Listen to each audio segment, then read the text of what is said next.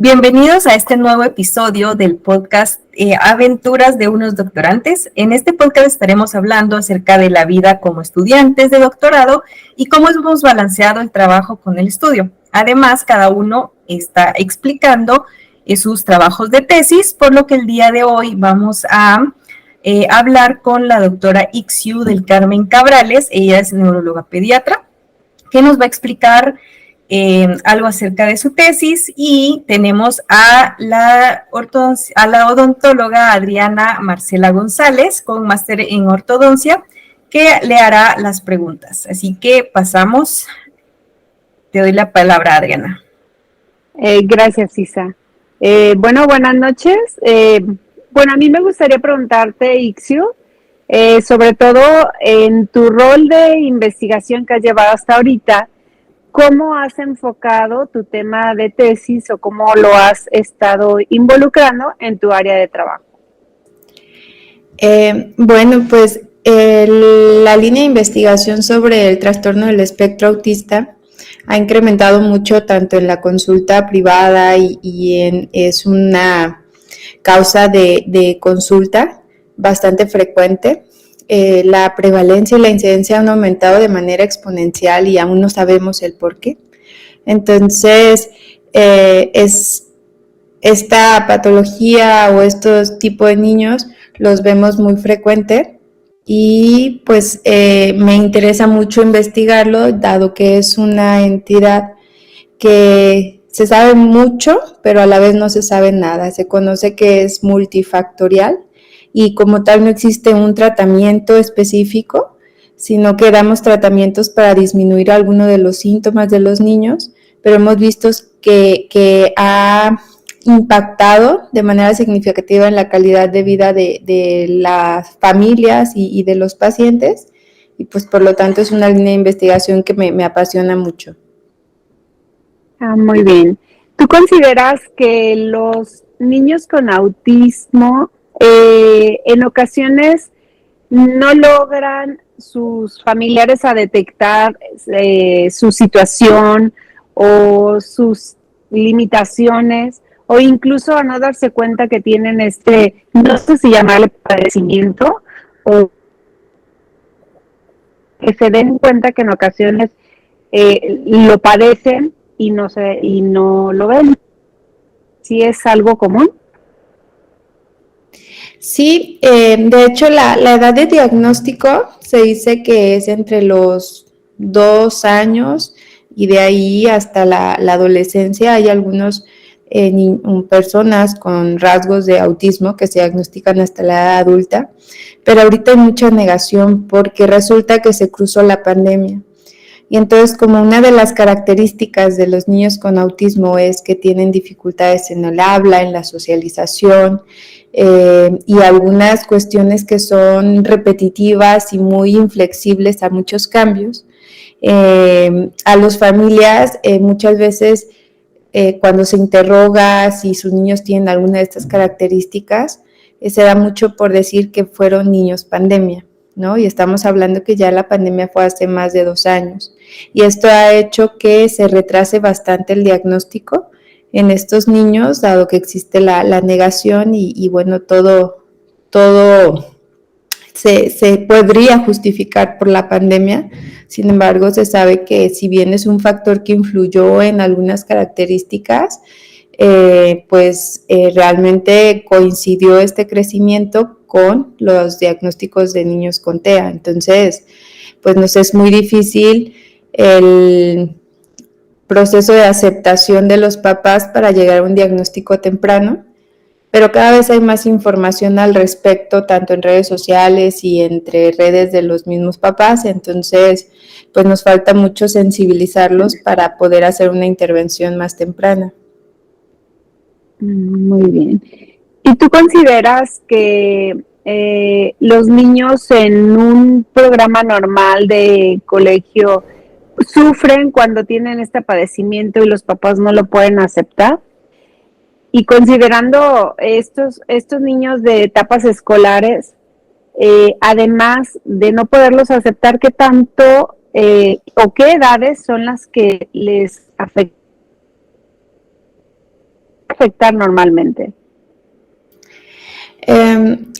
La realidad es que a nivel mundial y más en México, culturalmente, no estamos o no tenemos las herramientas escolares para brindarle a niños que tengan alguna situación de neurotipia o alguna condición como las que platicamos. Y si bien cada vez hay más colegios desde la etapa preescolar y escolar que tienen programas de inclusión, pues el sistema hoy en día no está preparado para ello, ¿no? Entonces, podría decirte que nosotros aquí en Guadalajara tenemos 4 centros de gobierno que apoyan tanto para la inclusión y para la regularización de los niños desde los 2 hasta los 6 años. Sin embargo, están sobresaturados y tienen lista de espera de 2 a 3 años. Y entonces eso impacta porque, pese a que hacemos los diagnósticos, en estos niños no tienen muchos de ellos la capacidad económica o adquisitiva de los familiares para tener escuelas privadas. Entonces, eso es todo un tema que si nosotros logramos modificar con nuestro proyecto algo de la evolución y las comorbilidades que más los limitan, como son, por ejemplo, son niños que de repente pueden tener mucha agresividad o pueden tener esta dificultad para entender y socializar, y eso es lo que más los está limitando para estar en escuelas regulares. Y entonces creemos que si logramos hacer alguna modificación en la evolución de esta enfermedad, pues estos niños podrían entrar a escuelas regulares. Muy bien. ¿Y qué les dirías tú a los papás como recomendación para que puedan ellos aceptar la evaluación o llevar a la evaluación a los niños cuando empiezan a darse cuenta que no tienen una buena integración o que tienen ciertas características en donde ellos quizá pueden pensar que los niños tienen el autismo, pero no logran como dar este paso, ¿no? Para poder identificarlo. ¿Qué recomendaciones les darías tú a los papás para poder dar ese paso? Claro, primero yo creo es informarse de cuáles son las banderas rojas, ¿no? Ahorita estamos en una época en donde realmente las familias pasan muy poco tiempo con los hijos y siempre o en su mayoría hay un cuidador, un tercer cuidador, guarderías, escuelas. Por lo tanto, hay ciertas situaciones que los papás como tal no logran identificar, pero las banderas rojas que se conocen antes de los 2 años, pues son la dificultad que tienen estos niños para interactuar, para tener un juego imaginativo, para poder hablar. En teoría, un niño de 2 años ya debe de hablar, de tener un contacto visual y debe tener, seguir indicaciones. Entonces, si tenemos alguno de estos rasgos, hacer una evaluación, pero no solamente para el trastorno del espectro autista, sino una evaluación del neurodesarrollo por parte de su pediatra. Y si tenemos algún factor de riesgo, entonces sí derivarse con un pedopsiquiatra o un neurólogo pediatra. Pero aquí lo más importante es la intervención temprana. Entonces, ante cualquier sospecha, ir a una revisión, porque es más fácil para un papá revisar, ser revisados por un pediatra a ir por un neurólogo pediatra, porque pues aquí ya existe este miedo que tú mencionas a que demos este diagnóstico. Entonces aquí también entra la importancia de capacitar de manera adecuada a los médicos que tienen el primer contacto con los papás, en este caso los pediatras, ¿no? Y con ello, pues nada, si tienes algún factor de riesgo, entre más rápido intervienen y a edades más tempranas, pues mayor es la probabilidad de que sus hijos se integren a la sociedad de manera regular. Entonces, creo que de ahí podemos decir, bueno, pues tengo miedo de que me den este diagnóstico, sin embargo, mi hijo está pequeño y puedo hacer mucho por él, en comparación de tener una negación en donde nos han llevado niños a los 5 o 6 años con estos rasgos o ya con este diagnóstico, pero donde ya tenemos algún otro grado de discapacidad agregada. Ah, muy bien.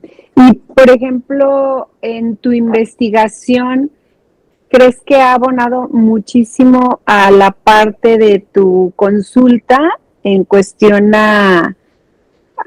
o más bien en qué ha abonado en la parte de tu consulta la investigación que has estado haciendo? Pues nos hemos enfrentado a un poco de todo, porque lo que nosotros estamos investigando es la microbiota intestinal, y además de ello estamos dando o administrando algunos probióticos para ver si la modificación de la microbiota mejora algunos síntomas de autismo. Entonces, nosotros o en los pacientes que han completado el estudio, porque hemos tenido muchas pérdidas por el apego que tienen de la administración del probiótico, pero hemos visto que tienen mejoría en la irritabilidad del paciente, en el trastorno del sueño, que también de repente tienen mucha dificultad, y en el trastorno del habla. Entonces, al tener esta mejoría, las terapias o las intervenciones que hacen son mejores y evolucionan hacia bien mucho más rápido en comparación a los niños que no han recibido este tipo de probióticos. Entonces, si bien es un tratamiento curativo, pues es un coadyuvante para que nosotros o durante este proceso de terapias los niños puedan presentar mejoría. Porque cabe mencionar que cuando nosotros hemos tenido a los pacientes, siempre les decimos que es coadyuvante al tratamiento de base, que son múltiples terapias a las que ellos deben de asistir, ¿no? Muy bien. Y en cuestión al proceso de tu investigación, ¿cómo vas? ¿Qué consideras que hasta ahorita es más o menos el avance que puedas llevar? Pues mira, hemos tenido nuestra muestra, por los recursos económicos que tenemos, es de 50 pacientes, y hasta ahorita hemos reclutado 35 pacientes. Sin embargo, en el camino se han perdido algunos, porque sí hemos intentado ser una muestra muy homogénea en el sentido de que de los pacientes que tenemos, si llegan a consumir algún otro medicamento durante el estudio, o si faltan el apego al consumo de los probióticos, pues salen del estudio, con la finalidad de que los resultados que nosotros vamos a dar sean pues los más certeros posibles, ¿no? Entonces, hasta ahorita, los pacientes que han seguido el protocolo y las terapias de manera continua, pues han tenido resultados favorables en su mayoría. Entonces, creemos que con nuestro estudio y viendo la modificación de la microbiota intestinal con estos probióticos que diseñamos, pues podrían ayudarles mucho a estos pacientes, inclusive podrían retardar el consumo de algunos medicamentos que también como papás no les gusta mucho, ¿no? Muy bien. ¿Y tú cómo te sientes en el doctorado? ¿Qué gran aventura has llevado? Y en cuestión a ya tu forma de sentirte, ¿cómo te has sentido? Bueno, ha sido, como dice nuestro podcast, ¿no? Es toda una aventura, porque al final hemos aprendido y hemos crecido de manera significativa en todos los ámbitos. Para mí ha sido difícil, pero muy satisfactorio el proceso que hemos llevado, ¿no? Y espero continuar con esta línea de investigación en algunos otros trabajos, además, posterior a que finalice el doctorado. Pues muy bien, muchas gracias. Creo que ya ahorita tu investigación y de lo que nos cuentas es algo pues bastante importante, en el sentido de que el uso de probióticos ha estado aumentando en los últimos tiempos.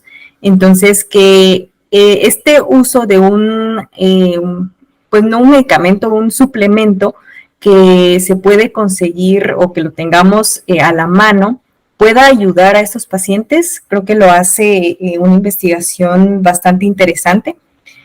No sé si ya para finalizar, si quisieras, Ixiu, dar al público algo con lo que quieras que ellos se queden como pues público general y que lo tengan a la mano.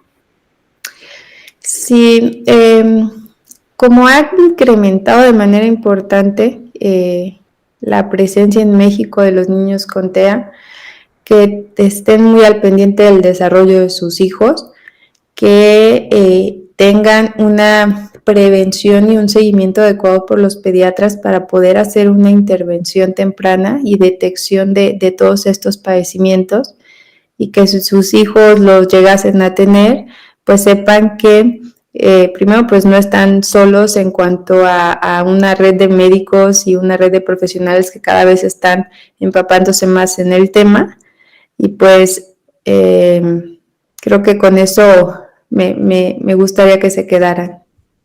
Muchas gracias, Ixiu. Y pues al final, Adriana, ¿alguna conclusión que nos quieras dar?